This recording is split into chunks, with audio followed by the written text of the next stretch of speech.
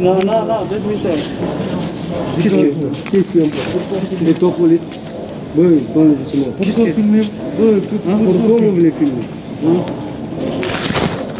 Oui, pourquoi les filmer, fils? Pourquoi les filmer? Pourquoi? Haydi Surat,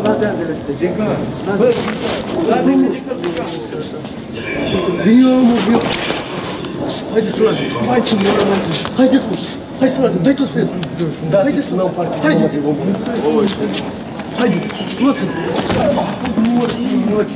Pourquoi les filmer?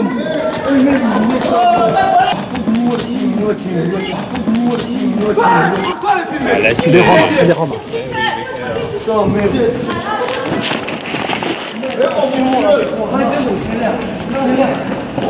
Vous avez vu les Roms? Ce sont des Roms, des voleurs. Tous les matins, ils sont là. Vous faites rien. Vous ne faites rien. Tous les matins, ils sont là pour vous voler. Et vous êtes des moutons. Dans le monde entier, on dirait que les Français sont des moutons. Ils se font tondre. Les Français sont des moutons. Vous faites avoir. Je me suis fait agresser, personne n'a bougé.